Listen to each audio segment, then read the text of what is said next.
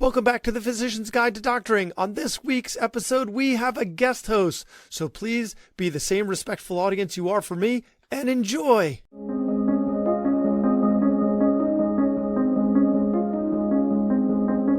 Hey there, it's Brad. As someone who's passionate about podcasting, I've always thought there should be more support for physicians who want to share their stories and expertise. That's why we're launching Doctor Podcast Network. We're bringing together a community of physician podcasters with one goal in mind: to provide the tools, connections, and resources you need to grow your show.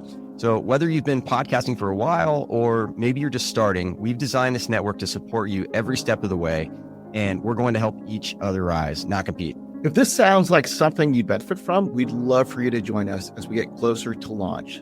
So you can sign up at drpodcastnetwork.co for early access. Stay tuned for more details in the coming weeks. Really looking forward to what we can create together. Doctor Podcast Network, where doctors podcast. Doctor Podcast Network, where doctors podcast. Doctor Podcast Network, where doctors podcast.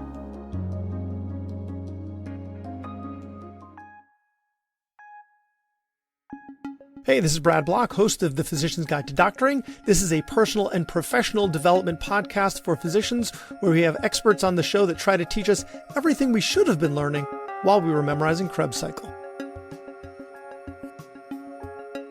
In the early days, I called some friends in the pharma industry and I said, let's take this an opportunity to start videoing people who are working days and nights to try and come up with a vaccine. Let's make it a heroic story. And I was hoping it would be a heroic story. At that point, we didn't know, but let's make it a heroic story about how this, because my sense is that if you did a plot and you said quality of life per $100 spent and reputation would to be very high in the value per $100 and very low reputation in that regard, and COVID got them to a worse space than they were. And anyway, I want to say one other thing. So we have bureaucracy, physicians, patients. Imagine that physicians also thought about their role as thinking about the long-term trust of the patient in the healthcare system. Then they might want to say, let me spend 2 more minutes on this guy. Mm-hmm. Or let me spend 5 more minutes on this guy. It's not for now. It's not for my particular ENT interaction. Okay? It's going to be important later for maybe if they get cancer. But the moment we take judgment out of the equation, all of these opportunities for value go away. It's so fascinating. I took on this new role as assistant dean for faculty coaching. One of the things that I'm doing is teaching the class on psychological safety and trust as a way to bring more organizational trust within our university. But you work through this, at least in my mind, that scarcity is actually related to this, because the poverty aspect of scarcity, which if I'm understanding is one aspect of the scarcity, is we just don't have the resources. We've got to figure out a way to make this work, and that's going to take some rules, and that's going to create some bureaucracy, and that's okay. We've got a scarcity as a reality of the world. But the other definition of scarcity that you're talking about is scarcity of understanding. What's truly real is not well understood. And then when that is present, in an effort to manage that, we can create arbitrary rules. We can do things that, and I'm curious your reaction to this, whether it's at the patient level, physician level, or the bureaucratic level, in an effort to deal with that lack of understanding. There's also, at least in my mind, this idea that you're trying to manage the uncertainty of it. And as a former student of economics, but as a former economics major, decisions under uncertainty was really the foundation around not only economics, but truly behavioral economics, and the work that you've done, and Danny Kahneman and Amos Tversky, and that whole field is really around this idea that when you're faced with this uncertainty, decisions can go vastly awry because you have to fill in the facts, right? And my sense in reading Misbelief was there was a strong thread of that in this, because it's not just the uncertainty, it's the fact that we don't really understand what's happening. That's frightening. Let's talk about psychological safety as a way to think about this. The classic experiment on learned helplessness, 2 dogs getting electrical shocks. The first dog has a way to move their body and turn off the electrical shock. The second dog gets the exact same electrical shock as the first dog. They come up in the same time, they turn off at the same time, but this dog has the ability to turn them off. This dog doesn't. Then you move the 2 dogs to a new environment. They can learn how to escape a very different kind of a shock. The dog that had control travels, tries different things, figures it out. The second dog lays whimpering on the floor. He basically is helpless. There's nothing I can do. I'm just going to try and move as little as possible to reduce the amount of shock, but I can't. They don't think they can understand the world. And it's very important to understand these 2 different kinds of electrical shocks. So these 2 different kinds of negative consequences. It's very different if your company went bankrupt. Okay. If you're the only one that was laid off, really tough. It's okay to understand if lots of things, but when something we don't understand, it's very tough. So, we said that bureaucracy basically tells us that they don't trust us, they don't appreciate our time, they don't want us to do anything different, even if it's for the best of our patients. But when we don't understand the reasons, it's much, much tougher. And can I give a crazy metaphor? Sure, go for it. So I'm going to say something that I'm not sure if it's true, but I'm just going to give the difference between PTSD and moral injury. Okay, so PTSD. I mean, you know the terms, but yeah, go ahead. PTSD, I'm in a difficult corner and shooting in me, my body is in stress, and it's correct to everybody, and then I don't get out of that stress. So I have a trauma, it's inside, I spend energy suppressing it, all kinds of bad things happen. It's a terrible disease. Moral injury is when people are forced to do the wrong thing against their conscience. So imagine I'm a soldier and I'm supposed to go at night somewhere and take a kid out of home to convince their parents to give up information or something. I'm just making it. Moral injury, people are not under threat. They are the ones who are the agents of bad activity. Right. And the symptoms of PTSD and moral injury are similar. People have things like ADHD, they have problem with authority, they don't sleep, they sometimes have violence tendencies as a consequence of that.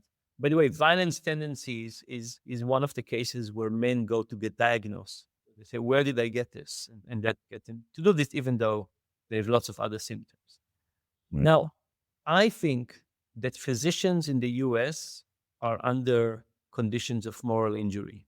On one hand, people are trained and are taught that their goal. Think about a moral injury is a conflict. You're supposed to do what's right, and you end up not doing what's right. Now, Right.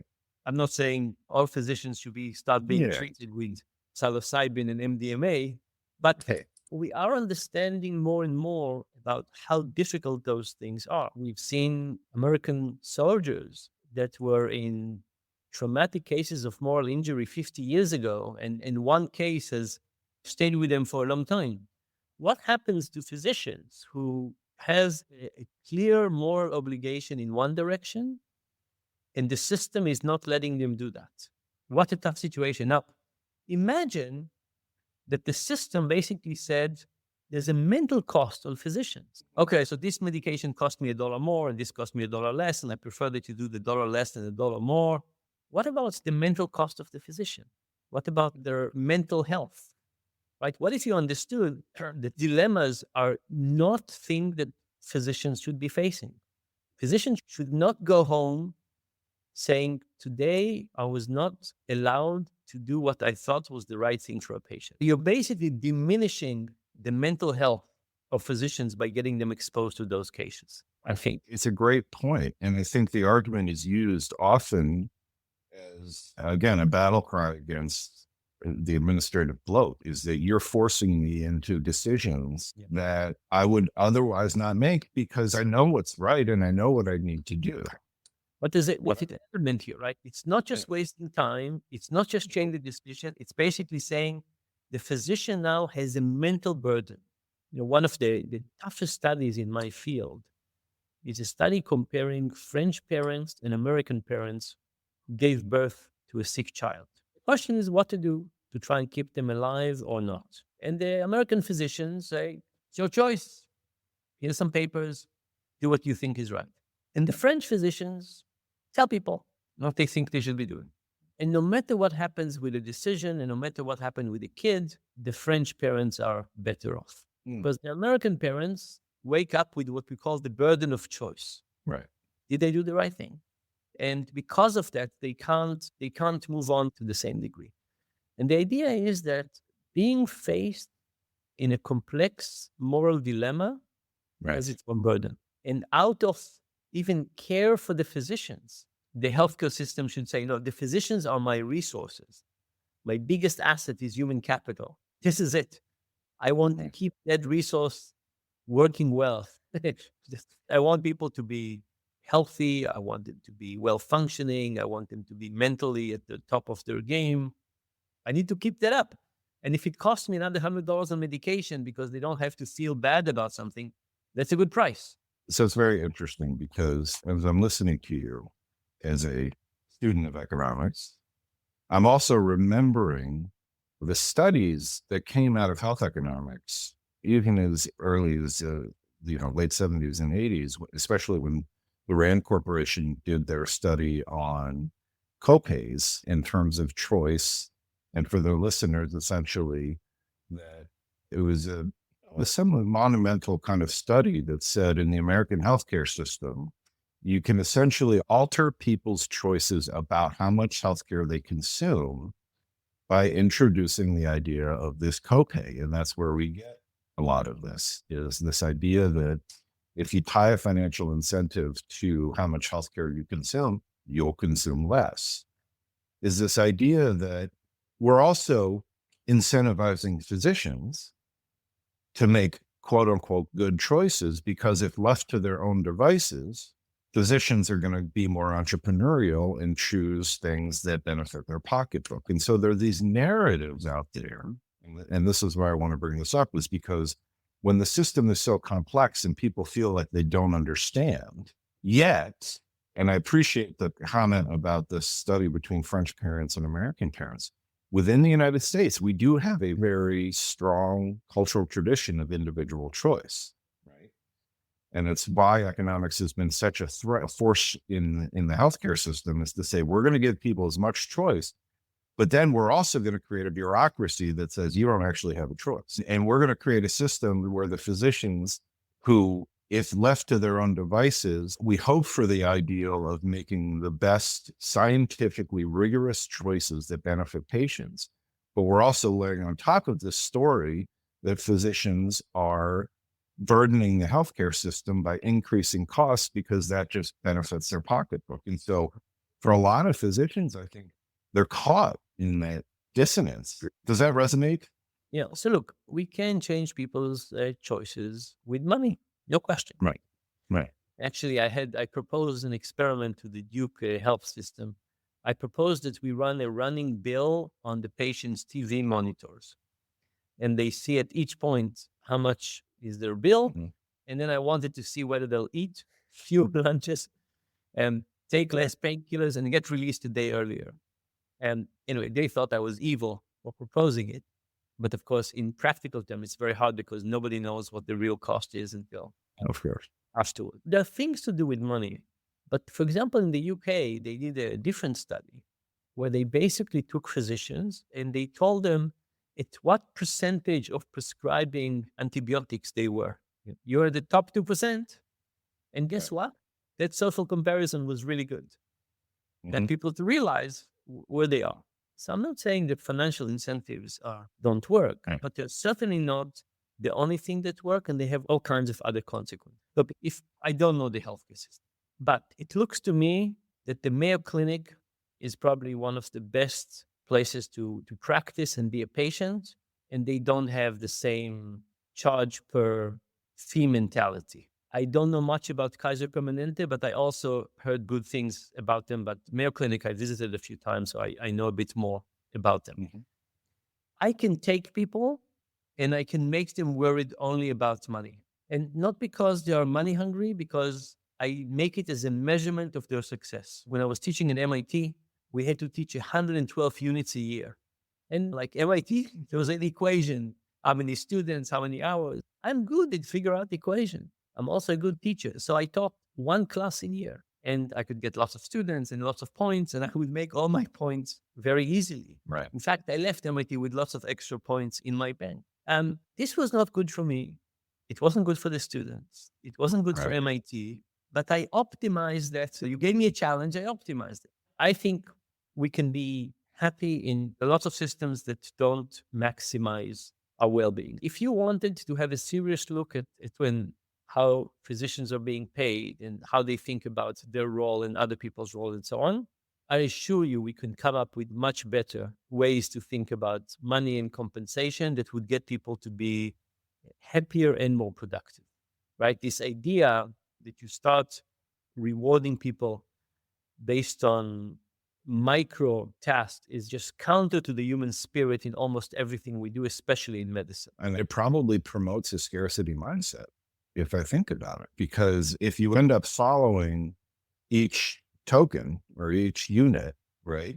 The loss of, and this is, I've taken this from behavioral economics, right? This idea that losing $20 feels much worse in comparison to gaining $20, right? In terms of the gain is, Yeah, you're behind this year compared to last. and so it's effective at motivating more work, maybe.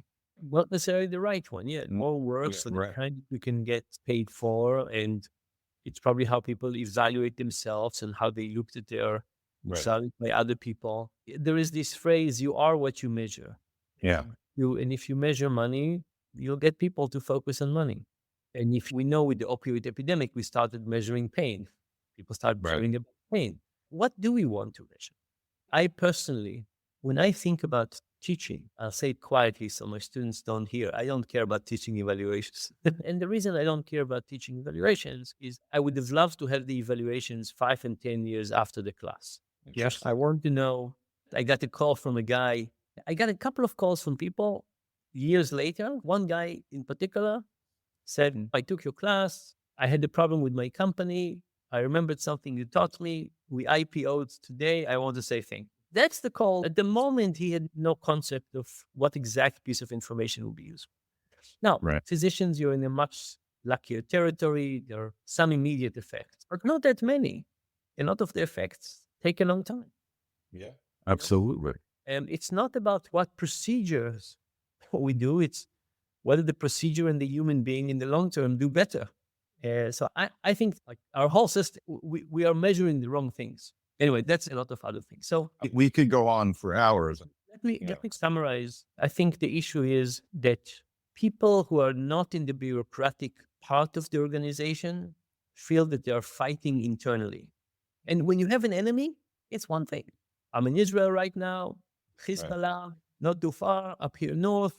Thankfully, there's a ceasefire now. Hezbollah is a real enemy. The bureaucrats in my organization, why are they fighting me? What is going on? It's a very different sense where you say the things are. And it's not only that. I'll give you another sad metaphor. During COVID, there was a huge increase in domestic violence, mostly toward kids. So I started studying a little bit about domestic violence. I had a program that tried to reduce that. And one of the things that I learned about domestic violence toward kids is that it's not so much the physical violence, the fact that it's the person that the kid trusts the most. The same amount of physical violence could come from a buddy at their age, very different magnitude, that the person you depend on the most is violent to you. Right. And I think when you working at a hospital, the bureaucrats are like your parents. Correct. You depend on them. Right.